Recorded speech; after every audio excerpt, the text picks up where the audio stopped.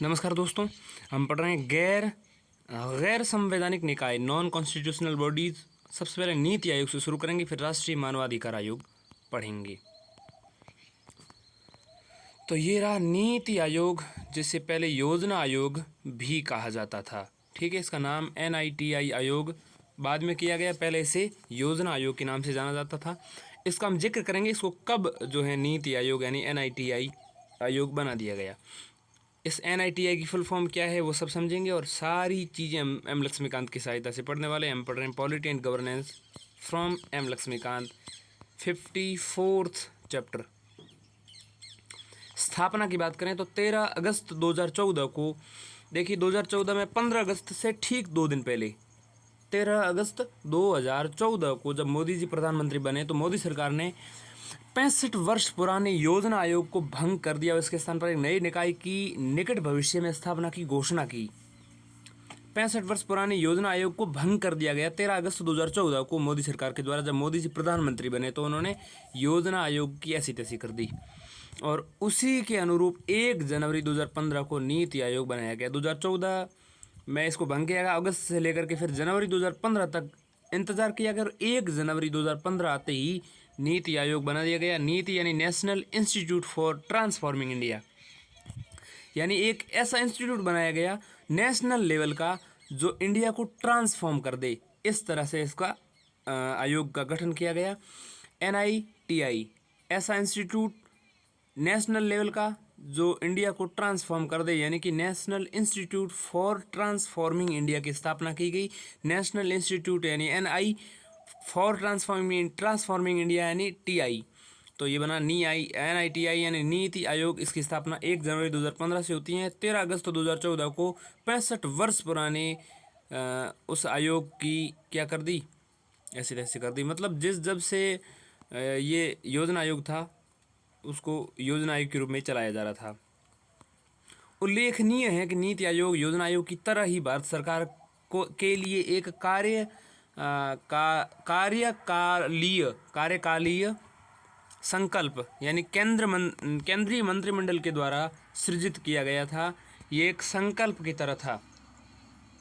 इस प्रकार न तो ये संवैधानिक है न ही वैधानिक निकाय है। दूसरे शब्दों में यूं कह सकते हैं कि यह एक गैर संवैधानिक या संविधानेतर निकाय है। संविधानेतर यानी संविधान के इतर जो निकाय होते हैं उनमें ये शामिल हैं। ये एक गैर संवैधानिक निकाय है, न ये संवैधानिक न ही वैधानिक निकाय है।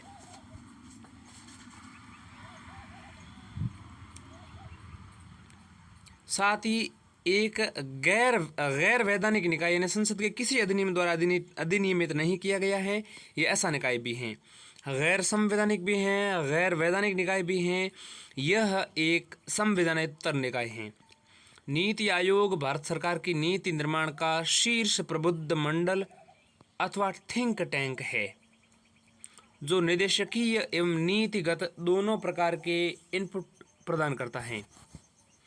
भारत सरकार के लिए रणनीतिक एवं दीर्घकालिक नीतियों एवं कार्यक्रमों का प्रकल्प तैयार करते हुए नीति आयोग केंद्र एवं राज्यों को प्रासंगिक तकनीकी सलाह भी देता है।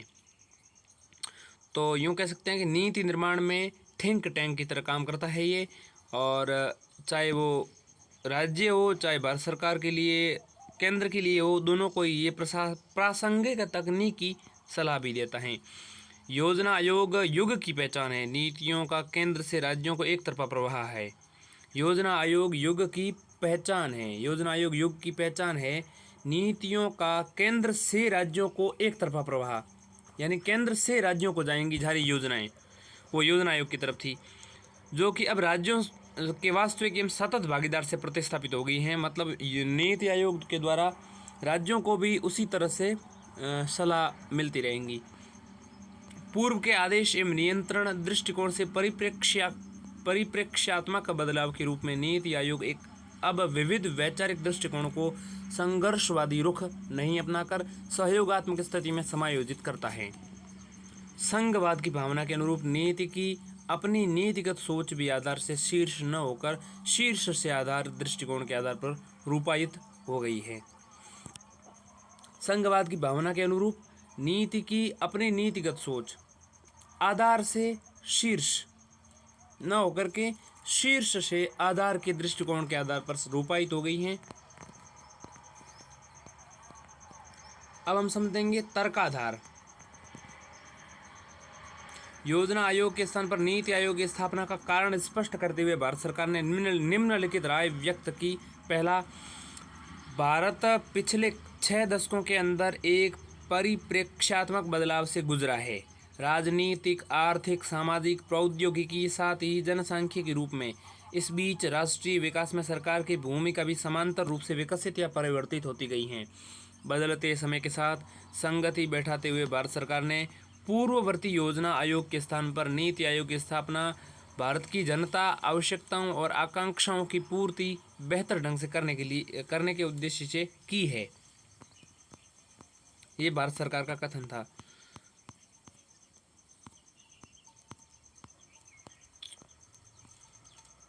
देखिए, मंत्रिमंडल सचिवालय संकल्प संख्या 511 और ये 2 जनवरी 2015 को कैबिनेट में दिनांक 1 जनवरी 2015 के राजपत्र में प्रकाशित असाधारण पार्ट 1 सेक्शन 1 दिनांक 7 जनवरी 2015 किया गया। नीति आयोग पर भारत सरकार का दस्तावेज from planning to NITI transforming Indian development agenda दिनांक 8 जनवरी 2015।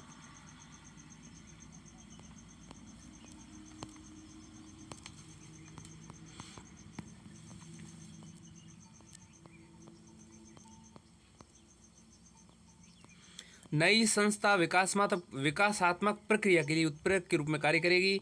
सार्वजनिक क्षेत्र तथा भारत सरकार के सीमित दायरे से बाहर जाकर विकास के प्रति एक समग्र दृष्टिकोण अपनाते हुए एक सामर्थ्यपूर्ण वातावरण को निर्मित एवं पुष्ट करेंगी। इसके निर्माण के आधार निम्नलिखित होंगे।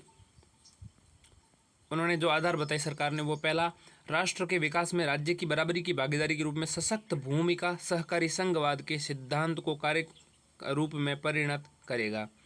यानी राष्ट्र के विकास में राज्य की बराबर भूमिका सहकारी संघवाद को और मजबूत करेगा। इसके अलावा दूसरा उन्होंने तर्क दिया सरकार ने कि आंतरिक एवं बाह्य संसाधनों को एक ज्ञान के केंद्र जो कि सुशासन के सर्वोत्तम प्रचलनों के कोष या भंडार के रूप में तथा एक प्रबुद्ध मंडल या थिंक टैंक के रूप में कार्य करते हुए सरकार के सभी स्तरों पर ज्ञान तथा रणनीतिक विशेषज्ञता प्रदान करेगा।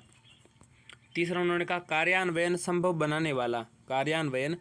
बनाने वाला एक सहयोगी मंच जो कि प्रगति का अनुश्रवण करते हुए अंतरों को पाटते हुए केंद्र एवं राज्यों के विभिन्न मंत्रालयों को एक साथ लाकर विकासात्मक लक्ष्यों को साझे प्रयत्नों से पूर्ति करेगा। इसी संदर्भ में वित्त मंत्री अरुण जेटली ने कहा, 65 वर्ष पुराना योजना आयोग एक निरर्थक संगठन बनकर रह गया था। यह आदेशात्मक आर्थिक व्यवस्था के लिए तो प्रासंगिक था, लेकिन अब नहीं। भारत एक विविधतापूर्ण देश है और इसके अनेक प्रांत अपनी ताकतों एवं कमजोरियों के साथ आर्थिक विकास के विभिन्न चरणों में है। इस संदर्भ में सबके लिए समान नीति वाला आर्थिक नियोजन अब हमारे लिए पुराना पड़ चुका है। यह भारत को आज की वैश्विक अर्थव्यवस्था में प्रतिस्पर्धी नहीं बना सकता। संकल्प में कहा गया कि सबसे महत्वपूर्ण बात शायद यह है कि संस्था को इस सिद्धांत का ध्यान रखना चाहिए कि बाहर से सकारात्मक प्रभावों को अपनाते हुए भी कोई एक बाहरी मॉडल भारतीय परिदृश्य में प्रत्यारोपित नहीं किया जा सकता। हमें वृद्धि की अपनी रणनीति की खोज करनी है। नई संस्था को शून्य से शुरुआत कर यह तय करना है कि भारत में और भारत के लिए क्या उपयोगी होने वाला है। यही विकास के प्रति भारतीय दृष्टिकोण होगा। अब हम समझते हैं नीति आयोग की संरचना। नीति आयोग का गठन निम्नवत है। पहले अध्यक्ष भारत के प्रधानमंत्री होंगे। शासकीय परिषद जो गवर्निंग काउंसिल होगी वो सभी राज्यों के मुख्यमंत्री उसमें होंगे। केंद्र शासित प्रदेशों के मुख्यमंत्री एवं विधायिकाएँ जैसे दिल्ली, पुडुचेरी एवं जम्मू कश्मीर तथा अन्य केंद्र शासित प्रदेशों के उपराज्यपाल यानी कि LG। तो प्रधानमंत्री खुद उसके अध्यक्ष होंगे। बाकी सभी जितने भी स्टेट्स केंद्र शासित प्रदेश हैं उनके उपराज्यपाल या मुख्यमंत्री शामिल होंगे। इसके अलावा क्षेत्रीय परिषदें उसमें हैं। तो इन परिषदों का गठन एक से अधिक राज्यों या क्षेत्रों से संबंधित विशिष्ट मुद्दों के समाधान के लिए किया जाता है। इनका एक निश्चित कार्यकाल होता है। इसका संयोजन प्रधानमंत्री करते हैं और राज्यों के मुख्यमंत्री एवं केंद्र शासित क्षेत्रों के उपराज्यपाल इसमें शामिल रहते हैं। इन परिषदों का सभापतित्व नीति आयोग के अध्यक्ष यानी कि प्रधानमंत्री अथवा उनके द्वारा नामित व्यक्ति करते हैं। इसके अलावा विशिष्ट आमंत्रित की बात करें तो विशेषज्ञ, सुविज्ञ का मतलब जो अच्छे जानकार हो, एवं अभ्यासी जो पहले से अभ्यस्त हो, जिनके पास संबंधित क्षेत्र में विशेष ज्ञान एवं योग्यता हो, प्रधानमंत्री द्वारा नामित किए जाते हैं। विशिष्ट आमंत्रित व्यक्तियों में विशेषज्ञों को प्रधानमंत्री नियुक्त करते हैं, नामित करते हैं। इसके अलावा पांचवें उसमें जो शामिल है वह पूर्णकालिक सांगठनिक ढांचा। पूर्णकालिक सांगठनिक ढांचा यानी कि प्रधानमंत्री के अध्यक्ष होने के अतिरिक्त निम्नलिखित द्वारा इनका गठन होता है। पहले उपाध्यक्ष, ये प्रधानमंत्री द्वारा नियुक्त होते हैं और इनका पद कैबिनेट मंत्री के समकक्ष होता है। दूसरे सदस्य पूर्णकालिक, ये राज्य मंत्री के पद के समकक्ष होते हैं। उपाध्यक्ष में प्रधानमंत्री के द्वारा नियुक्त व्यक्ति कैबिनेट मंत्री के समकक्ष होते हैं। पूर्णकालिक सांगठनिक ढांचा में उपाध्यक्ष और दूसरे सदस्य देखें तो पूर्णकालिक ये राज्य मंत्री के पद के समकक्ष होते हैं।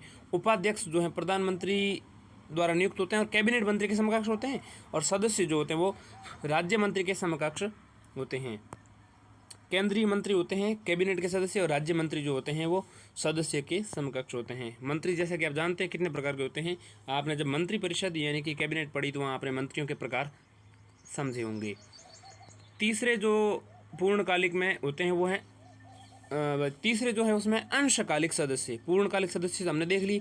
अंशकालिक सदस्य अधिकतम 2 जो कि प्रमुख विश्वविद्यालयों, शोध संगठनों तथा अन्य प्रासंगिक संस्थाओं से आते हैं और पदेन सदस्य के रूप में कार्य करते हैं। ठीक है। अंशकालिक सदस्यता चक्रानुमण पर आधारित होते हैं। ठीक। पदेन सदस्य देखें चौथे क्षमा कीजिएगा, तो चौथे वो पदेन सदस्यों में प्रधानमंत्री द्वारा नामित केंद्रीय मंत्रिपरिषद के अधिकतम 4 सदस्य पदेन सदस्य के रूप में कार्य कर सकते हैं। 5वें जो सदस्यों के रूप में शामिल होते हैं वो हैं मुख्य कार्यपालक पदाधिकारी। तो ये एक निश्चित कार्यकाल के लिए प्रधानमंत्री द्वारा नियुक्त भारत सरकार के सचिव पद के समकक्ष होते हैं। सचिवालय से देखें तो जैसा आवश्यक समझा जाए सचिवालय से नियुक्त किए जा सकते हैं। अब हम देखेंगे विशेषज्ञता प्राप्त शाखाएं। नीति आयोग में विशेषज्ञता प्राप्त शाखाएं क्या है? नीति आयोग के अंतर्गत अनेक विशेषज्ञता प्राप्त शाखाएं होती हैं। पहली शोध शाखा, दूसरी परामर्शदात्री शाखा, तीसरी टीम इंडिया शाखा, और ये 3 शाखाएं जो है इसमें नीति आयोग में विशेषज्ञता प्राप्त शाखाओं में गिनी जाती हैं। पहली नीति आयोग के अंतर्गत विशेषज्ञता प्राप्त शाखाओं में पहली है शोध शाखा। यह अपने क्षेत्र के विशेषज्ञों एवं विद्वानों के समर्पित थिंक टैंक के रूप में आंतरिक प्रक्षेत्रीय सुज्ञता का विकास करती है। दूसरी जो है वो है परामर्शदात्री शाखा।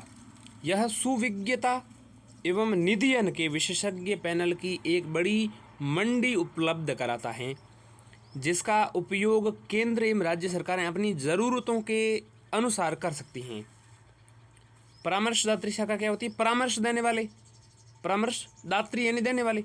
तो परामर्शदात्री शाखाओं में एक सुविज्ञता यानी कि अच्छे विज्ञ लोगों को, ठीक है, प्रज्ञ लोगों को लिया जाता है। निधियन के विशेषज्ञ पैनल की एक बड़ी मंडी उपलब्ध कराता है, यानी कि एक अच्छे विशेषज्ञों की, जानकार परामर्शदाता लोगों की एक बड़ी संख्या में, मतलब लोगों की संख्या उपलब्ध करवाती हैं, और उनमें से ज़रूरत के अनुसार सरकारें अपने हिसाब से उनमें से चुन लेती हैं जिनको परामर्श के रूप में रखना है। यहाँ समस्या समाधानकर्ता उपलब्ध हैं, सार्वजनिक एवं निजी, देशी एवं विदेशी। नीति आयोग कुल सेवाएं प्रदान करने के स्थान पर मैच मेकर नीति आयोग कुल सेवाएं प्रदान करने के स्थान पर मैच मेकर के रूप में कार्य करता है। मैच मेकर का मतलब समझते हैं आप? मतलब रसोई बनाने के रूप में। बाकी चीज़ें, कच्ची सामग्री सारी बाहर से आएगी और यहाँ पर प्रोडक्ट एक तरीके से तैयार होगा। तो मतलब बाहर से सारी चीज़ों को एक जगह पर ला करके उसे तैयार रूप देना, इसको मैच मेकर कहते हैं। मैच आप समझते हैं, रसोई को कहते हैं। जो प्राथमिकता वाले मामलों में अपने संसाधनों को एकाग्र करता है, शोध मामलों में मार्गदर्शक तथा एक समग्र गुणवत्ता जांचकर्ता का कार्य करता है। तीसरा है टीम इंडिया शाखा। इसमें प्रत्येक राज्य एवं मंत्रालय के प्रतिनिधि होते हैं। टीम इंडिया शाखा क्या होती है, इसमें प्रत्येक राज्य के भी प्रत्येक मंत्रालय के भी प्रतिनिधि होते हैं और ये राष्ट्रीय सहयोग एवं सहकार के एक स्थायी मंच के रूप में कार्य करता है। प्रत्येक प्रतिनिधि जो होता है वो क्या होता है देखिएगा, प्रत्येक प्रतिनिधि सुनिश्चित करता है कि प्रत्येक राज्य या मंत्रालय का मत नीति आयोग में सतत रूप से सुना जाए। इसके अलावा राज्य या मंत्रालय तथा नीति आयोग के बीच विकास संबंधी सभी मामलों पर समर्पित संपर्क अंतरा पृष्ठ के रूप में प्रत्यक्ष संचार चैनल स्थापित करता है। मतलब ये है कि राज्य का कोई भी सदस्य होगा, चाहे मंत्रालय का सदस्य होगा, वो नीति आयोग और इनके बीच में संबंध, विकास संबंधी जो भी मामले हैं उनमें संपर्क ठीक से होता रहे और वो प्रत्यक्ष रूप से लागू मतलब चालू रहे, संपर्क टूटे नहीं। इसके अलावा देखिए, नीति आयोग केंद्र सरकार के मंत्रालयों एवं राज्य सरकारों के नज़दीकी सहयोग, परामर्श एवं समन्वय में कार्य करता है। यह केंद्र एवं राज्य सरकारों के लिए अनुशंसाएं करता है। नीति आयोग क्या करता है, केंद्र सरकार के मंत्रालय हो चाहे वो राज्य सरकार के मंत्रालय हो, उनमें नज़दीकी सहयोग और परामर्श देते रहता है और केंद्र एवं राज्य सरकारों के बीच अनुशंसाएं उनके करता रहता है। और लेकिन निर्णय लेने एवं लागू करने की जिम्मेदारी उन्हीं पर होती हैं। नीति आयोग केवल परामर्शदात्री सभा के रूप में होती हैं, क्योंकि ये अच्छे परामर्शदाताओं को नीति आयोग में ला करके इकट्ठे करता है। उद्देश्य क्या है अब इस नीति आयोग का? नीति आयोग के उद्देश्य निम्नवत हैं। पहला, राष्ट्रीय उद्देश्यों के आलोक में राज्य की सक्रिय सहभागिता से राष्ट्रीय विकास प्राथमिकताओं, प्रक्षेत्रों एवं रणनीतियों के प्रति साझा दृष्टिकोण का विकास। इसका प्रथम उद्देश्य क्या है? राष्ट्रीय उद्देश्यों के आलोक में मतलब सेंट्रल लेवल के आलोक में, मतलब उस दृष्टि से राज्यों की सक्रिय सहभागिता होनी चाहिए। राष्ट्रीय विकास प्राथमिकताओं, उसकी प्रक्षेत्रों, रणनीतियों के प्रति साझा दृष्टिकोण होना चाहिए। राज्य भी ठीक से, राष्ट्र के सहयोग में भी राज्य ठीक से सहयोग करता रहे। दूसरा, सहकारी संघवाद स्थापित करने के लिए, यानी कि एक तरीके से कह सकते हैं एसोसिएटिव जो फेडरलिज्म है उसको क्रिएट करने के लिए, ठीक से एसोसिएशन बैठाने के लिए, सहयोग बैठाने के लिए, स्थापित करने के लिए सतत आधार पर राज्यों के साथ संचरित सहयोग पहलों और प्रक्रियाओं को बढ़ावा देना। यानी ऐसी प्रक्रियाओं, ऐसी पहल, ऐसी जो भी योजनाएं हैं उनको बढ़ाना जिससे सहयोग जो है संरचित सहयोग जो है वो सतत रूप से मतलब होता रहे। और ये मानते हुए कि मजबूत राज्य ही मजबूत देश का निर्माण कर सकते हैं। मजबूत राज्यों को बढ़ावा देना जिससे देश अपने आप प्रगति करेगा। इसके अलावा तीसरा उद्देश्य है ग्राम स्तर पर विश्वसनीय योजनाओं के सूत्रण के लिए, यानी अच्छी योजनाओं को वहाँ लाने के लिए प्रक्रियाओं का विकास, इन्हें सरकार के उच्चतर स्तरों तक उत्तरोत्तर युक्त करते जाना। यानी कि एक अच्छी योजनाओं की श्रृंखला को तैयार करना इसका कार्य है और विकास को बढ़ावा देना, वो भी ग्रामीण स्तर तक भी। चौथा इसका उद्देश्य है सुनिश्चित करना, ये पक्का करना कि क्षेत्र विषय इससे संदर्भित किए जा सकते हैं। आर्थिक रणनीति नीति में राष्ट्रीय सुरक्षा हित शामिल हो, यानी जो भी नीति लाई जा रही है, कोई भी रणनीति बनाई जा रही है, आर्थिक रणनीति में राष्ट्रीय सुरक्षा भी शामिल होनी चाहिए। राष्ट्रीय नेशनल सिक्योरिटी प्राथमिक रूप से देखी जाएगी। मतलब सबसे पहले ये जांचेंगे, ये पता करेंगे, ये पक्का करेंगे कि देश की सुरक्षा उसमें है कि नहीं, नीति में। पांचवा, हमारे समाज के उन वर्गों का विशेष रूप से ध्यान रखना जो कि आर्थिक प्रगति से पर्याप्त रूप से लाभान्वित नहीं हुए हैं, वंचित वर्गों को आगे बढ़ाना। इसके अलावा छठा, रणनीति में दीर्घकालिक नीति एवं कार्यक्रम, रूपरेखा एवं पहलों को डिजाइन करना और उनकी प्रगति एवं सक्षमता का अनुश्रवण करना। यानी राजनीतिक दीर्घकालिक नीतियाँ जो भी हैं, उनके कार्यक्रम में रूपरेखाएँ जो भी हैं, उन पहलों को डिजाइन करना, उनको अच्छे से तैयार करना और उनकी प्रगति, उनकी सक्षमता का अनुश्रवण करना, यानी ठीक से जांच करते रहना, डिज़ाइन करना, उनको अच्छे से प्रगति होती रहे। अनुश्रवण और फीडबैक से मिले सबकों के आधार पर नवाचारी सुधार के लिए तत्पर रहना, जिसमें मिड कोर्स करेक्शन भी शामिल होगा। मिड कोर्स करेक्शन का मतलब है कि बीच में ही रिपोर्ट आने से पहले भी उसमें सुधार किया जा सकता है, उसको मिड कोर्स करेक्शन हम कह सकते हैं। प्रमुख हितधारकों एवं राष्ट्रीय एवं अंतर्राष्ट्रीय समान सोच वाले थिंक टैंक के साथ ही शैक्षिक एवं नीतिगत शोध संस्थानों के बीच साझेदारी को प्रोत्साहित करना एवं आवश्यक सलाह देना। यानी जितने भी हितधारक उसमें शामिल हैं, उसमें राष्ट्रीय स्तर के हो चाहे अंतर्राष्ट्रीय स्तर के हो, उन सभी सोच वाले थिंक टैंक के साथ ही शैक्षिक और नीतिगत शोध संस्थानों के बीच में साझेदारी को प्रोत्साहित करना और आवश्यक सलाह देते रहना, ये काम है इसका।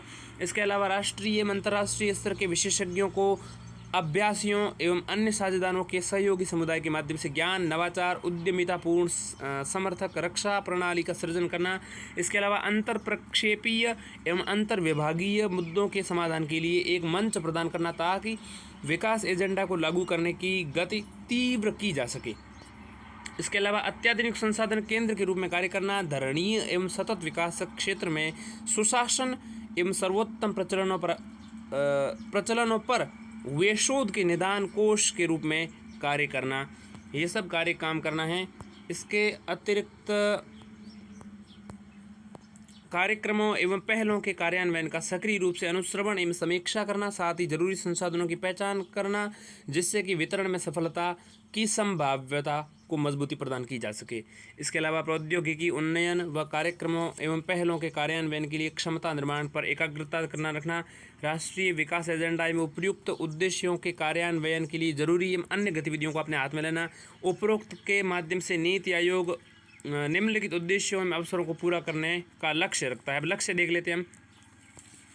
प्रशासनिक परिप्रेक्ष्य जिसमें सरकार समर्थकारी हो, न कि प्राथमिक एवं अंतिम रूप से समवरक या प्रदायक, मतलब एकदम समर्थकारी सरकार होनी चाहिए। ऐसा नहीं कि मतलब केवल हेल्पिंग के रूप में काम करे, नहीं, समर्थ होनी चाहिए सरकार प्रशासनिक परिप्रेक्ष्य में। दूसरा, खाद्य सुरक्षा से आगे प्रगति कर कृषि उत्पादों के मिश्रण पर, साथ ही किसानों को अपने उत्पादों से जो कुछ प्राप्ति होती है उस पर एकाग्र होना। इसके अलावा ये सुनिश्चित करना कि समान वैश्विक मुद्दों पर चल रही चर्चा एवं विचार विमर्श में भारत एक सक्रिय देश है। इसके अलावा ये सुनिश्चित करना कि आर्थिक रूप से जागृत मध्य वर्ग सक्रिय रहे और इसकी पूरी क्षमता का उपयोग हो। इसके अलावा उद्यमिता, वैज्ञानिक एवं बौद्धिक मानक संपदा का लाभ उठाया जाए। उद्यमिता का मतलब समझते हैं आप?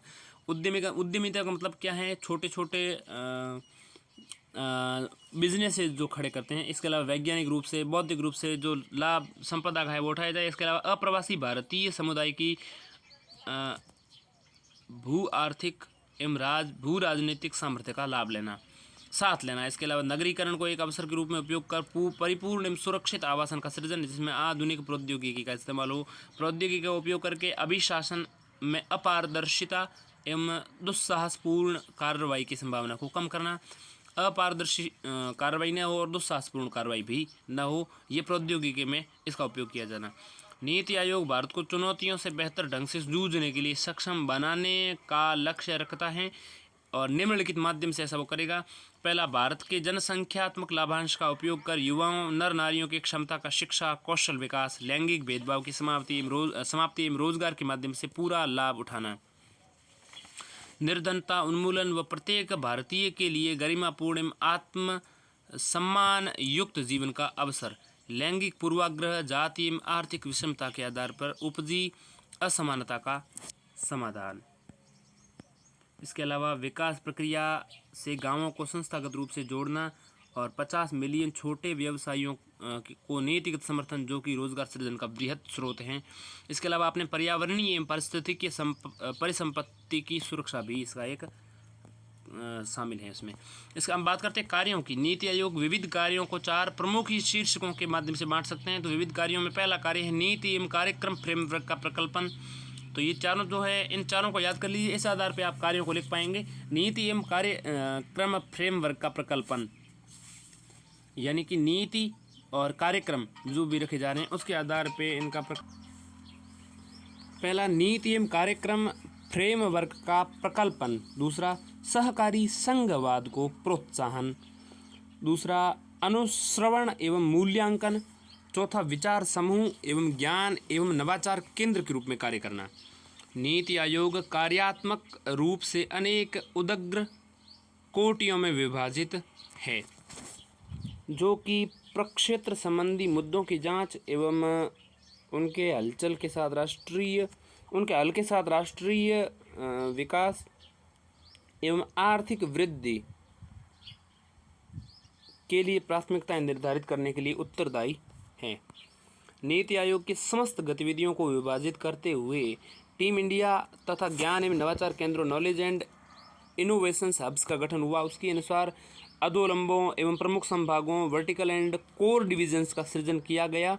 ये केंद्र जो हब्स हैं नीति आयोग के कुशल कामकाज के मूल में हैं। टीम इंडिया हब सहकारी संघवाद को बढ़ावा देने, तथा नीति एवं कार्यक्रम फ्रेमवर्क के प्रकल्पन यानी कि designing policy and programme framework के लिए अधिदेशित हैं। यह नीति आयोग को राज्यों के साथ कार्य करने के लिए आवश्यक समन्वय एवं सहयोग प्रदान करता है। दूसरी ओर ज्ञान और नवाचार केंद्र नॉलेज एंड इनोवेशन स्वनिर्मित संसाधन केंद्र का विकास एवं रखरखाव सुनिश्चित करता है। यह सुशासन एवं सर्वोत्तम प्रचलनों संबंधी शोधों के भंडार गृह के रूप में कार्य करता हुआ हितधारकों तथा इनकी वितरण भी सुनिश्चित करता है। साथ ही ये प्रमुख क्षेत्रों में भागीदारी को भी प्रोत्साहित करता है। नीति आयोग एक वैचारिक नीतिगत हस्तक्षेपों पर विशेष रूप से एकाग्र होता है, जिससे सभी केंद्रीय मंत्रालयों, विकास भागीदारों, प्रक्षेत्र विशेषज्ञों, पेशेवरों के बीच सायुज्यता को बढ़ावा मिलता है। नीति आयोग के विभिन्न अधोलंब यानी वर्टिकल इससे अपने अधिदेश के आगे बढ़ाने में अपेक्षित समन्वय एवं सहयोग फ्रेमवर्क प्रदान करते हैं। ये अधोलंब निम्नलिखित हैं। अब इन अधोलंबों को समझते हैं। सबसे पहले हम समझेंगे कि जो नीति आयोग हैं वो अपेक्षित समन्वय और सहयोग फ्रेमवर्क के लिए निम्नलिखित बिंदुओं पर आगे काम करता है।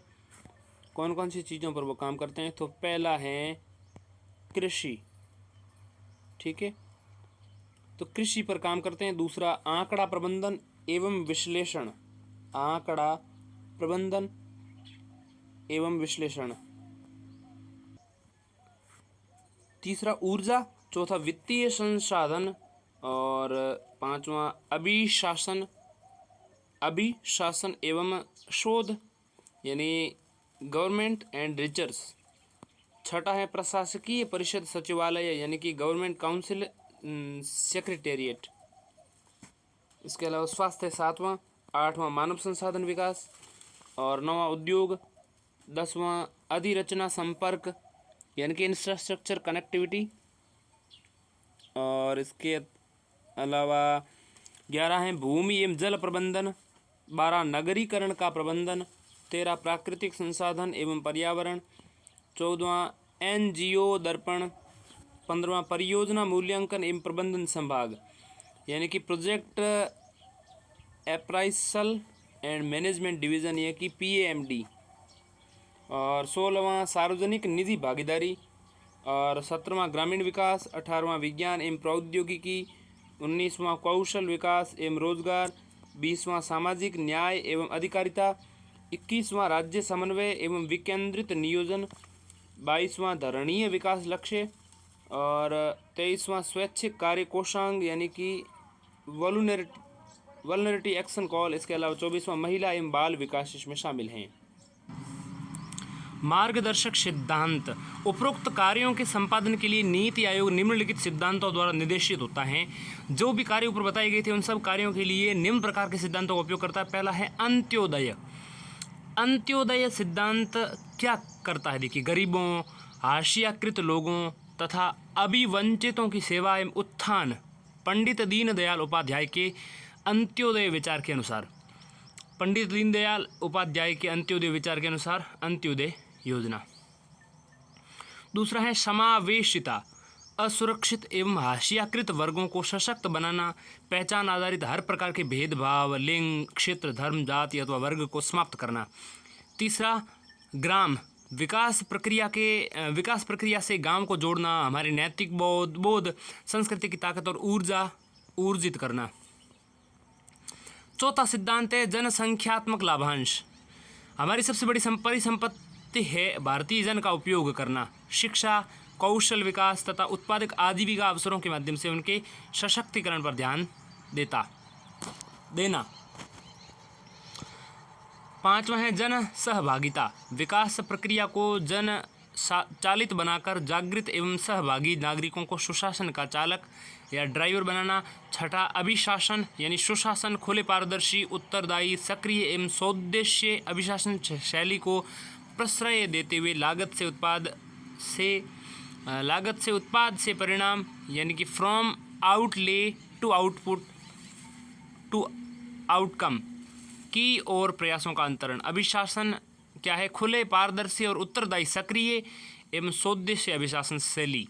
उद्देश्य के साथ अभिशासन शैली को प्रश्रय देते हुए, उसको आसरा देते हुए लागत जो भी अन्य लगा रहे हैं उससे उत्पाद, फिर उससे परिणाम निकालना, इस प्रयास का अंतरण। इसके अलावा सततता 7वां सिद्धांत कहता है कि पर्यावरण के प्रति सम्मान की प्राचीन परंपरा के अनुरूप, यानी पर्यावरण के प्रति हमारी जो प्राचीन परंपरा रही है, जिस तरह पर्यावरण को हम सम्मान देते आ रहे हैं प्राचीन परंपरा से, उसी के अनुरूप अपने नियोजन यानी जो योजना बनी है उसके और विकास प्रक्रिया में धारणीयता को केंद्र में रखना। धारणीयता का मतलब है कि उसको धारण करना और पर्यावरण को सम्मान देना और नियोजन करके उसको विकास प्रक्रिया में लगाना। इस प्रकार नीति आयोग प्रभावी अभिशासन के निम्नलिखित 7 स्तंभों पर आधारित हैं। पहला, जन समर्थक एजेंडा, जो कि समाज के साथ साथ व्यक्ति की आकांक्षाओं की भी पूर्ति करता है। दूसरा, नागरिकों की ज़रूरतों का अनुमान कर प्रत्युत्तर के प्रति आगे बढ़कर सक्रियता दिखाना। तीसरा, नागरिकों की संलग्नता के माध्यम से सहभागी होना। चौथा, सभी पक्षों में महिला सशक्तिकरण। पाँचवां, सभी समूहों की समावेशिता, अनुसूचित जाति, अनुसूचित जनजाति, अन्य पिछड़ा वर्ग एवं अल्पसंख्यकों पर विशेष ध्यान लगाना। इसके अलावा युवाओं के लिए अवसर की समानता, प्रौद्योगिकी के माध्यम से पारदर्शिता स्थापित कर सरकार को दृष्टव्य एवं उत्तरदायी अथवा अनुक्रियात्मक बनाना। इसके अलावा सहकारी संघवाद, नागरिक संलग्नता को प्रोत्साहन, अवसरों तक समत्वपूर्ण पहुँच। इसके अलावा सहभागी एवं अनुकूली अभिशासन एवं तकनीक के अधिकाधिक उपयोग के प्रति अपनी प्रतिबद्धता के माध्यम से नीति आयोग विकास प्रक्रिया में महत्वपूर्ण निर्देशकीय एवं रणनीतिक इनपुट का समावेश करना चाहता है। इसके अलावा विकास संबंधी नए विचारों के ऊष्मायित्र यानी कि इनक्यूबेटर के रूप में बना रहना नीति आयोग का प्रमुख लक्ष्य है। अब हम समझते हैं सहकारी संघवाद किसे कहते हैं। नीति आयोग की स्थापना वास्तव में सहकारी संघवाद के महत्वपूर्ण लक्ष्य को हासिल करने के लिए की गई है। सुशासन पर चलकर मजबूत राज्यों के माध्यम से समर्थ राष्ट्र का निर्माण करना इसको अभिष्ट है। एक वास्तविक संघीय राज्य में कतिपय लक्ष्य ऐसे हो सकते हैं जिन्हें हासिल करने की कोशिशों के देशव्यापी राजनीतिक प्रभाव हों।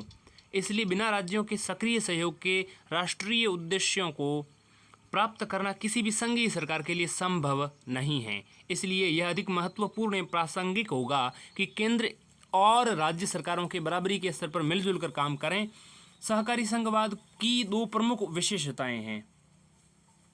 अब सहकारी संघवाद की कौन सी 2 प्रमुख विशेषताएं हैं? पहली, सहकारी संघवाद की 2 प्रमुख विशेषताओं में पहली है केंद्रीय राज्यों द्वारा राष्ट्रीय विकास के एजेंडे पर संयुक्त रूप से एकाग्र होना। दूसरा, केंद्रीय मंत्रालयों के साथ राज्यों के दृष्टिकोण की पैरवी एवं अनुशंसा करना। केंद्रीय मंत्रालयों के साथ राज्यों के दृष्टिकोण की भी क्या करना? पैरवी करना और उनकी अनुशंसा करना। इसके लिए नीति आयोग राष्ट्रीय विकास प्राथमिकताओं के लिए एक साझा दृष्टिकोण विकसित करने के लिए अधिदेशित है। इन प्राथमिकताओं में राष्ट्रीय उद्देश्य परिलक्षित होने चाहिए और इनसे राज्यों को निरंतरता के आधार पर विसंरचित समर्थन के माध्यम से सहकारी संघवाद का मार्ग प्रशस्त होना चाहिए। नीति आयोग राज्यों के ग्राम स्तर पर विश्वसनीय योजनाओं के सूत्रण ग्राम स्तर पर कर सके, इसके लिए प्रक्रिया विकसित करने में सहायता प्रदान करता है। इसका लक्ष्य, नीति आयोग का लक्ष्य उस स्तर या चरण से आगे बढ़ना है जबकि केंद्र ने माना है कि एक सच्ची संघीय सरकार के लिए क्या होना चाहिए? विकास नीतियों में राज्य नियोजन प्रक्रिया में बराबरी के हिस्सेदार होने चाहिए। राज्य सरकारों को जोड़ने की सरकार की नीति आयोग की अंतःक्रिया के तरीके में प्रकट होती हैं। अपने अधिदेश के अनुरूप नीति आयोग ने यह सुनिश्चित करने के लिए महत्वपूर्ण पहलें की हैं। क्या की हैं? कि नीति निर्माण एवं कार्यान्वयन प्रक्रिया में राज्य बराबर के भागीदार रहें। नीति आयोग की प्रशासी परिषद यानी कि गवर्निंग काउंसिल की बैठकों में प्रधानमंत्री ने नीति आयोग के महत्व को ऐसे मंच के रूप में रेखांकित किया है प्रधानमंत्री जी ने कि सहकारी संघवाद के लिए केंद्र और राज्यों के बीच प्रभावी सहयोग की जरूरत पर बल देते हुए विकास लक्ष्यों की दिशा में आगे बढ़ने और दोहरे अंकों की समावेशी वृद्धि के प्रति संकल्पित एवं कटिबद्ध हैं। नीति आयोग का यह स्थायी एवं सतत उपक्रम है कि राष्ट्रीय प्राथमिकताओं, प्रक्षेत्रों तथा रणनीतियों का राज्यों के साथ मिलकर एक साझा दृष्टिकोण विकसित किया जाए। इस प्रक्रिया में राज्य न केवल बराबर के भागीदार एवं हितधारक रहेंगे, बल्कि नियोजित प्रक्रिया में वे शामिल रहेंगे। इसे ध्यान में रखकर नीति आयोग के उपाध्यक्ष सभी राज्यों का दौरा करने के लिए प्रतिबद्ध हैं, ताकि अंतर प्रक्षेत्रीय यानी कि सेक्टरल तथा अंतर विभागीय समस्याओं को सुलझाने के लिए उन्हें एक मंच दिया जा सके और विकास के एजेंडे को सफलतापूर्वक लागू किया जा सके। नीति आयोग ने अधिरचना विकास के आदर्श प्रतिरूप मॉडल स्थापित किए हैं और कार्यक्रम भी बनाए हैं, जिनमें सार्वजनिक निजी भागीदारी को नए सिरे से प्रोत्साहित और स्थापित किया जा सके। कुछ उदाहरण हैं। क्या उदाहरण देखिए, केंद्र राज्य भागीदारी मॉडल। क्या है केंद्र राज्य भागीदारी मॉडल? राज्यों को विकास, समर्थित सेवाएं तथा मानव पूंजी के रूपांतरण के लिए धारणीय कार्य, मतलब ये कि सेंट्रल स्टेट पार्टनरशिप मॉडल जो है उसमें development support services to states यानी कि DSSS, और मानव पूंजी के रूपांतरण यानी कि sustainable action for transforming human capability यानी कि SATH 7। तो SATH 7 कार्यक्रम उद्देश्य राज्यों को सामाजिक क्षेत्र संकेतकों में सुधार के लिए तकनीकी सहयोग प्रदान करना है। इसके अतिरिक्त क्षेत्रीय असमानता को दूर करने के उद्देश्य से नीति आयोग ने विशेष रूप से ध्यान दिए जाने योग्य क्षेत्रों के लिए विशेष कदम उठाए हैं, जैसे कि उत्तर पूर्वी राज्य, द्वीप राज्य, हिमाचल के पहाड़ी राज्य और इन सब के लिए विशेष फोरम बनाए हैं, ताकि उनके विकास की विशिष्ट बाधाओं को चिन्हित किया जा सके और उनके प्राकृतिक संसाधनों की संरक्षा करते हुए धारणीय विकास सुनिश्चित करने के लिए, धारणीय विकास अच्छे से पक्का करने के लिए नीतियाँ बनाई जा सके, पॉलिसीज बनाई जा सकें। ऊपर की चर्चा से हम संक्षेप में नीति आयोग की कार्यप्रणाली में सहकारी संघवाद के प्रकटीकरण को इस प्रकार लक्षित कर सकते हैं। पहला, प्रशासी परिषद की बैठकें, मीटिंग्स ऑफ गवर्निंग काउंसिल। दूसरा, विभिन्न विषयों पर मुख्यमंत्री के उपसमूह। तीसरे, विशिष्ट विषयों पर टास्क फोर्स। और चौथा, उत्तर पूर्व के लिए नीति फोरम यानी कि NITI forum for north east. इसके अलावा हिमालयी क्षेत्र में धारणीय विकास, राज्यों को विकास समर्थित सेवाएं, मानव पूंजी के रूपांतरण के लिए धारणीय कार्य। अब आलोचना समझते हैं। योजना आयोग को भंग करके इसके स्थान पर नीति आयोग के गठन के केंद्र सरकार के निर्णय की आलोचना करते हुए विपक्ष ने कहा है यह कदम मात्र एक शगुफा है। विपक्षी दलों ने आशंका व्यक्त की है कि नए विकास से भेदभाव की प्रवृत्ति बढ़ेगी और कॉरपोरेट जगत के नीति निर्माण में दखल बढ़ेगा। CPI यानी कि CPIM नेता सीताराम येचुरी ने नीति आयोग की स्थापना को अनीति और दुर्नीति कहा है। श्री येचुरी जो हैं उन्होंने कहा है केवल संज्ञा बदलने और शोबाजी से कोई उद्देश्य नहीं सधेगा। देखना है कि सरकार की इस संस्था को लेकर क्या योजना है। अगर सरकार वर्ष 2015 के पहले दिन लोगों को इस शफूगे की तोहफा देना चाहती हैं तो अधिक कुछ करने को नहीं है। यदि नॉर्थ ब्लॉक और वित्त मंत्रालय का राजकोषीय तथा मौद्रिक उद्देश्यों को लेकर सीमित दृष्टिकोण है और यह केंद्र राज्यों के बीच अंतिम मध्यस्थ रहने वाला है, तब मुझे डर है कि इस प्रक्रिया का एक हितधारक होने के नाते राज्यों के साथ भेदभाव जरूर होगा। कांग्रेस नेता मनीष तिवारी ने कहा है आखिरकार योजना आयोग क्या काम कर रहा था? यह योजनाएं बनाता था, इसलिए केवल योजना आयोग का नाम बदलकर नीति आयोग करके केंद्र सरकार क्या संदेश देना चाहती हैं? श्री तिवारी ने कहा, यह जोड़ते हुए कि कांग्रेस का योजना आयोग की पुनर्गठित करने का विरोध सिद्धांतों पर आधारित है। उन्होंने क्या कहा? युद्ध लड़ने जैसा नहीं है, ये मामला सिद्धांत का है। भारतीय जनता पार्टी आगे बढ़कर संघवाद की बात करती रही है, कैसे संघवाद की वैधता और पवित्रता को बनाए रखा जाए, और अब ये लोग बिल्कुल उल्टा काम कर रहे हैं। कांग्रेस नेता ने कहा, वरिष्ठ CPI नेता गुरुदास दास्ता ने क्या कहा? योजना आयोग को भंग करके एक नई संस्था खड़ी करने से अर्थव्यवस्था अनियमितता की ओर जाएगी। यह केवल नाम बदलना भर नहीं है, योजना आयोग इसलिए भंग किया जा रहा है, उनका नियोजन में ही विश्वास नहीं है। उन्होंने कहा सरकार एक पूर्ण बाजार आधारित अर्थव्यवस्था चाहती है जो पूरी तरह अनियमित होगी। श्री दास गुप्ता ने कहा, उन्होंने यह भी कहा कि सरकार की नीति बन जाती है कि देश को आगे नहीं बढ़ाया जा सकता, मुद्रास्फीति पर नियंत्रण नहीं पाया जाए, रोजगार को अवसर सृजित न किए जाए तो ये देश के हित में नहीं होगा। योजना आयोग का नाम बदलकर नीति आयोग कर देने पर कोई आपत्ति नहीं है, इसके साथ वास्तविक सुधार भी आए, अन्यथा ये पूर्व के नामकरण समारोहों की तरह सतही होगा। कांग्रेस प्रवक्ता अभिषेक मनु संघवी ने कहा, कांग्रेस योजना आयोग में रचनात्मक सुधार का समर्थन करती रही है, लेकिन पहचान और मूल संरचना को बदलने का प्रयास हुआ है। उसका कारण है नेहरूवाद का विरोध और कांग्रेस का विरोध। CPIM सेंट्रल कमेटी के सदस्य मोहम्मद सलीम के अनुसार योजना आयोग का नाम बदलने से कोई सार्थक उद्देश्य पूर्ति नहीं होगी। उन्होंने आरोप लगाया कि भाजपा ने योजना आयोग को भंग करने का निर्णय नियोजन प्रक्रिया को शिथिल करने के लिए किया है। उन्होंने कहा है कि इसके स्थान पर सरकार को राष्ट्रीय विकास परिषद को और सक्षम बनाने का कोई काम करना चाहिए था। अब हम समझते हैं संलग्न कार्यालयों को। नीति आयोग से 2 कार्यालय जुड़े हुए हैं। पहला राष्ट्रीय श्रम अर्थशास्त्र शोध एवं विकास संस्थान यानी कि national institute of labour economic research and development. यह संस्थान पहले institute of applied man power research यानी कि IAMR के नाम से जाना जाता था। ठीक, यह नीति आयोग से संलग्न एक केंद्रीय स्वशासी संगठन है। इसके प्राथमिक उद्देश्य हैं शोध, आंकड़ा संग्रह, मानव पूंजी नियोजन के सभी पक्षों में शिक्षण एवं प्रशिक्षण, मानव संसाधन विकास तथा अनुश्रवण एवं मूल्यांकन। IAMR institute of applied man power research की स्थापना सोसाइटी रजिस्ट्रेशन एक्ट 1860 के अंतर्गत 1962 में हुई थी।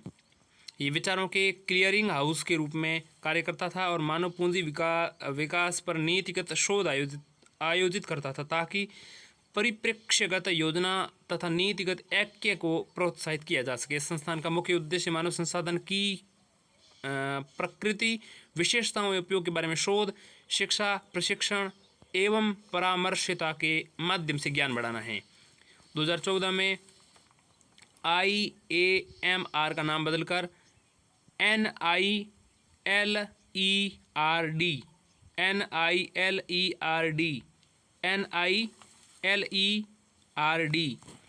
तो NI का नी, LE का ले, RD RD NILERD, इसका नाम बदल के NILERD कर दिया गया। NILERD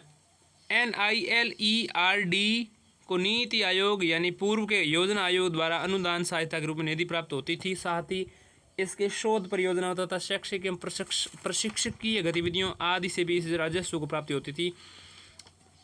NILERD का मुख्य उद्देश्य एक ऐसे संस्थागत ढांचे का निर्माण करना रहा जिसमें कि व्यावहारिक मानव संसाधन नियोजन शोध प्रक्रियाओं को व्यवस्थित रूप में स्थायी आधार पर चलाया जा सके। अपनी शुरुआत से ही संस्थान ने अकादमिक ऊंचाई हासिल करने के लिए अपने प्रक्षेप पथ का निर्माण स्वयं किया है और इस प्रक्रिया में केवल मानव संसाधन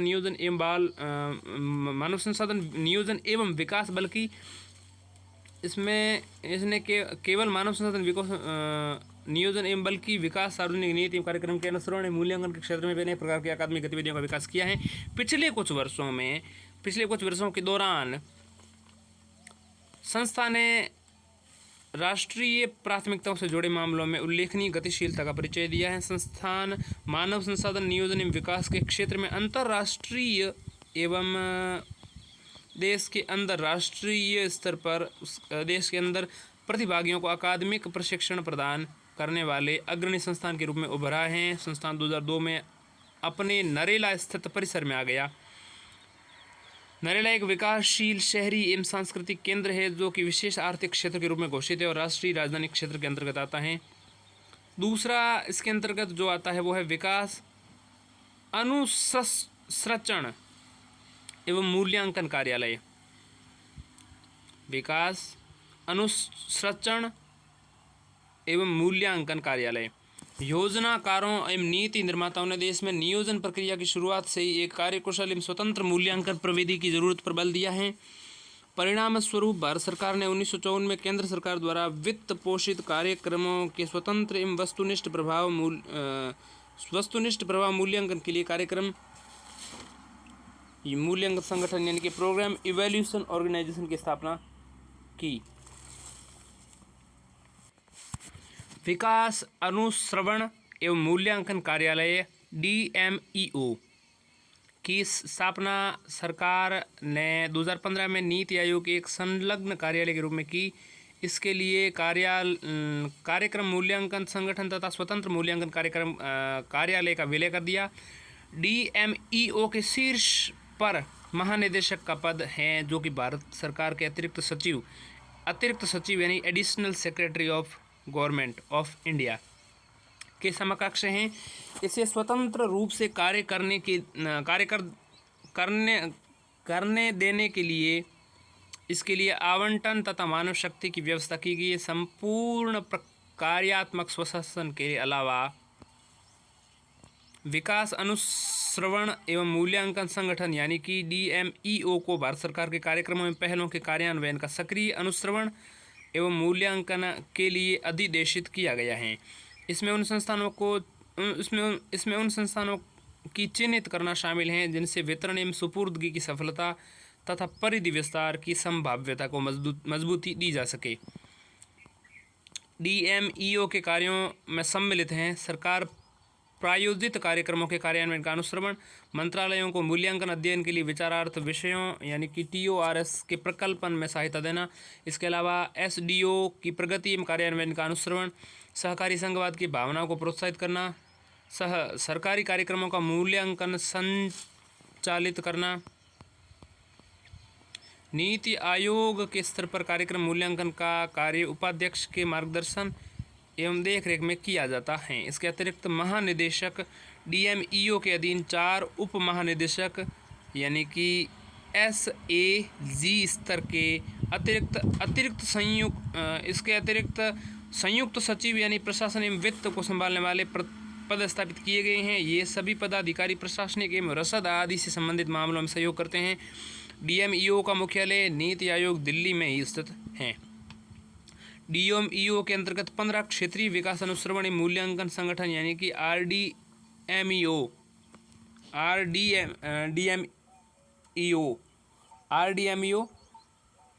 15 क्षेत्रीय यानी रीजनल DMEO जो हैं कार्यरत थे। प्रत्येक RDMEO एक निदेशक स्तर के अधिकारी के अधीन कार्य करता था। RDMEO क्षेत्रीय सर्वेक्षण में आंकड़ा सूचना संग्रहण का कार्य मूल्यांकन अध्ययनों के लिए करता था। इनकी राज्यों एवं संघ शासित क्षेत्रों के साथ लगातार संपर्क एवं अंतक्रिया के कारण सहकारी संघवाद की भावना को प्रोत्साहित करने में भी महत्वपूर्ण भूमिका थी। हालांकि प्रक्रियात्मक आवश्यकताओं में बदलाव के कारण 2017 में इन्हें बंद कर दिया गया और सभी कर्मचारी DMEO मुख्यालय दिल्ली स्थानांतरित कर दिए गए। अब हम समझते हैं पूर्ववर्ती योजना आयोग। पूर्ववर्ती योजना आयोग की स्थापना 1950 में भारत सरकार के एक कार्यपालिका संकल्प द्वारा की गई थी, जो 1946 में गठित सरकार योजना बोर्ड की सिफारिश के अनुरूप थी। इस बोर्ड के अध्यक्ष KC नियोगी थे। इस प्रकार योजना आयोग भी न तो संवैधानिक न ही वैधानिक निकाय था। भारत में ये एक नियोजन का शीर्ष अंग था आर्थिक और सामाजिक विकास के लिए। उसके कार्य देखें तो पूर्ववर्ती योजना एक निम्नलिखित कार्य करते थे। देश के भौतिक पूंजी संसाधन का आकलन कर उनकी समृद्धि की संभावना तलाश करना। दूसरा, देश के संसाधनों का सबसे प्रभावी एवं संतुलित उपयोग के लिए योजना सूत्रण करना। तीसरा, प्राथमिकताओं का निर्धारण, उन चरणों को परिभाषित करना जिसमें योजनाओं को कार्यान्वित करना। चौथा, आर्थिक विकास को धीमा करने वाले कारकों की पहचान करना। पांचवा, योजना के प्रत्येक चरण में सफल कार्यान्वयन के लिए जरूरी मशीनरी की प्रकृति का निर्धारण। इसके अलावा छठा, योजनाओं को लागू करने में हुई प्रगति का समय समय पर मूल्यांकन करना और जरूरी समय योजनाओं की अनुशंसा करना। अपने कर्तव्यों के निर्वहन के लिए अनुशंसा करना और ऐसे मामलों पर अनुशंसा देना जिसकी सलाह के लिए केंद्र एवं राज्य सरकार द्वारा संदर्भित किए गए हो। कार्यवाही नियमावली आवंटन यानी कि एलोकेशन ऑफ बिजनेस रूल्स ने पूर्ववर्ती योजना आयोग को निम्नलिखित मामले में उपरोक्त के अतिरिक्त सौंपे थे। तो कार्यवाही नियमावली आवंटन ने पूर्ववर्ती योजना आयोग को निम्नलिखित मामले अतिरिक्त सौंपे थे।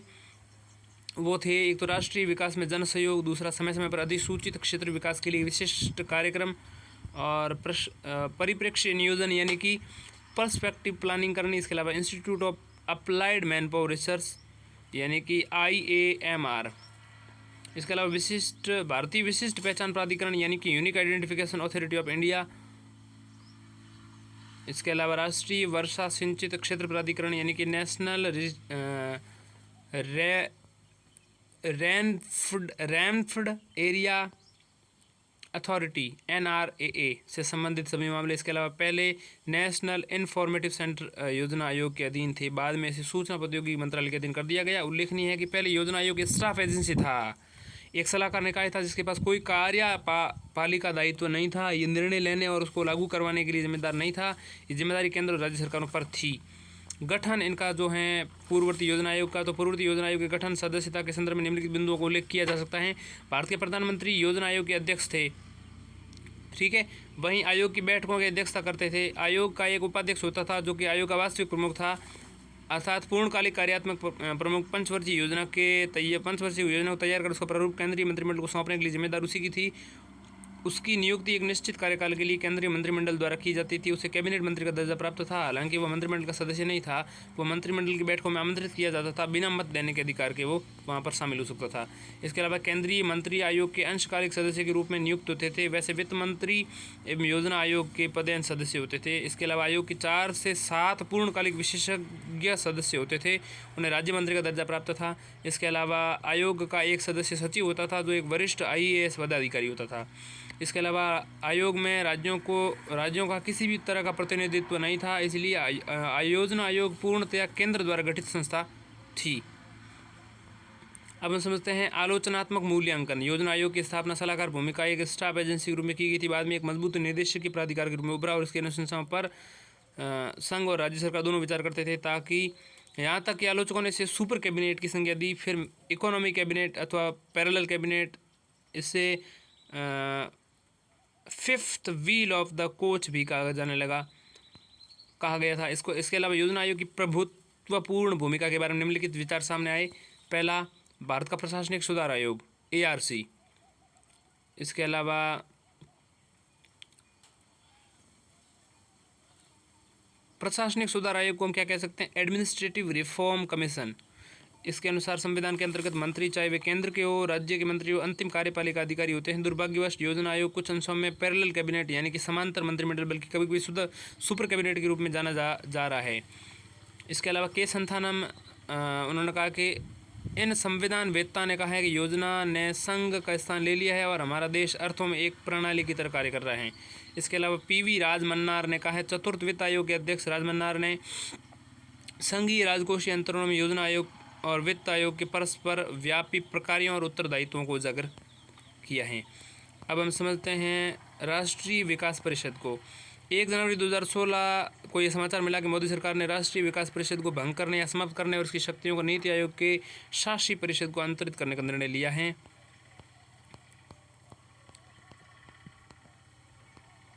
लेकिन अक्टूबर 2019 तक इसका आशय कोई संकल्प पारित नहीं हुआ था। इस आशय यानी इस संदर्भ में कोई संकल्प पारित नहीं हुआ अक्टूबर 2019 तक।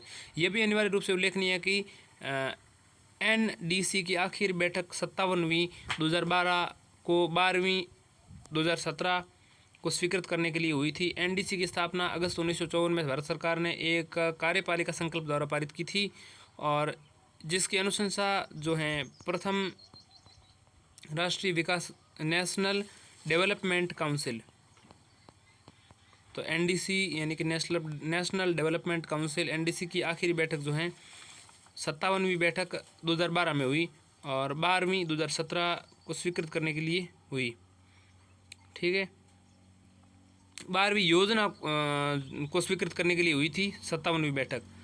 NDC यानी नेशनल डेवलपमेंट काउंसिल की स्थापना अगस्त 1954 में भारत सरकार के कार्यपालिका संकल्प द्वारा की गई थी, जिसकी अनुशंसा प्रथम पंचवर्षीय योजना यानी ड्राफ्ट आउटलाइन में की गई थी। पूर्ववर्ती योजना आयोग की तरह न यह संवैधानिक निकाय है और न ही वैधानिक निकाय है। गठन नेशनल डेवलपमेंट काउंसिल यानी कि राष्ट्रीय विकास परिषद यानी कि NDC का गठन निम्नलिखित तरीके से होता है।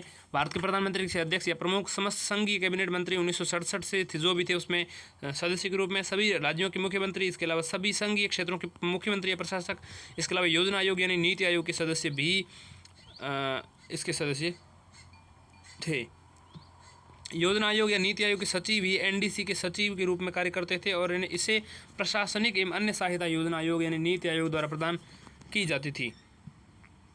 नीति आयोग यानी आज का नीति आयोग, पहले का योजना आयोग, एक ही बात है। उद्देश्य, एनडीसी की स्थापना यानी कि नेशनल डेवलपमेंट काउंसिल यानी कि राष्ट्रीय विकास परिषद की स्थापना निम्नलिखित उद्देश्यों के लिए की गई थी।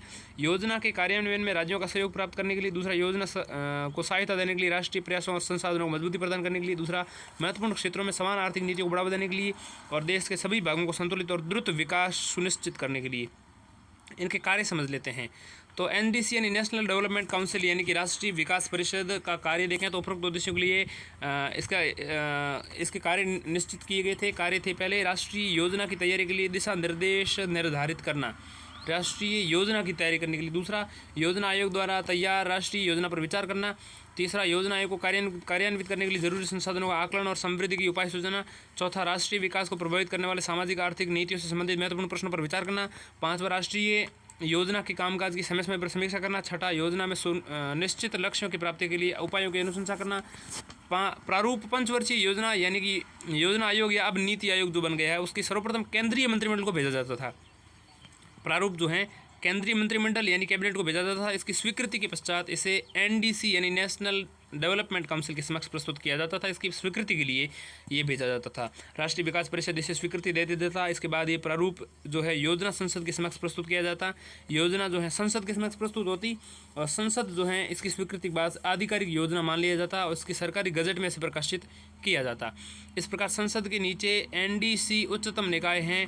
संसद के डाउन में जो है ये एक उच्चतम निकाय है यानी कि नेशनल डेवलपमेंट काउंसिल है। नीतिगत मामलों को लेकर जिसमें सामाजिक आर्थिक विकास के लिए योजनाएं बनाई जाती है। हालांकि इस योजना आयोग के एक सलाहकार अंग के रूप में माना जाता है। इसकी अनुशंसाएं बाध्यकारी नहीं होती हैं। यह केंद्र में राज्यों को अपनी अनुशंसाएं भेजता है। प्रतिवर्ष कम से कम इसकी 2 बैठकें अनिवार्य होती हैं एनडीसी की, राष्ट्रीय विकास परिषद की। आलोचनात्मक मूल्यांकन किस तरह से, आलोचक क्या कहते हैं? एनडीसी यानी राष्ट्रीय विकास परिषद का सर्वप्रथम कार्य केंद्र सरकार, राज्य सरकारों एवं योजना आयोग के बीच एक सेतु यानी कड़ी के रूप में कार्य करना, विशेषकर नियोजन के रूप में, योजना के रूप में योजना संबंधी नीतियों एवं कार्यक्रमों में समन्वय स्थापित किया जा सके। इस कार्य में कुल मिलाकर ये सफल रहा है। इसके अलावा राष्ट्रीय महत्व के मुद्दों पर केंद्र राज्य विचार विमर्श के लिए एक मंच के रूप में भी कार्य करता है एनडीसी। एनडीसी यानी कि नेशनल डेवलपमेंट काउंसिल यानी कि राष्ट्रीय विकास परिषद साथ ही संघीय ढांचे में उनके बीच उत्तरदायित्वों को बंटवारे के उपकरण के रूप में भी प्रयुक्त होता है। हालांकि 2 विपरीत विचार इनके कार्यों को लेकर के व्यक्त किए गए हैं। एक और तो सुपर कैबिनेट के रूप में वर्णित किया गया है इसकी व्यापक एवं शक्तिशाली संरचना के कारण, जबकि अनुशंसाएं सलाहकारी हैं, बाध्यकारी नहीं है, लेकिन तब भी इसके पीछे राष्ट्रीय जनमत होने के कारण इनकी अनदेखी नहीं की जा सकती। दूसरी ओर इसे मात्र एक रबड़ सील के रूप में मान्यता दी जाती है क्योंकि मुद्दों पर निर्णय केंद्र सरकार द्वारा पहले ही लिए जा चुके हैं। इस सोच के पीछे केंद्र एवं राज्यों के बीच लंबे समय तक कांग्रेस पार्टी का शासन रहा है। तथापि बाद में क्षेत्रीय दलों के उदय के पश्चात राष्ट्रीय योजनाओं के निर्माण में राज्यों को ज़्यादा तरजीह मिलने लगी। इसके पश्चात हम समझेंगे राष्ट्रीय मानवाधिकार आयोग।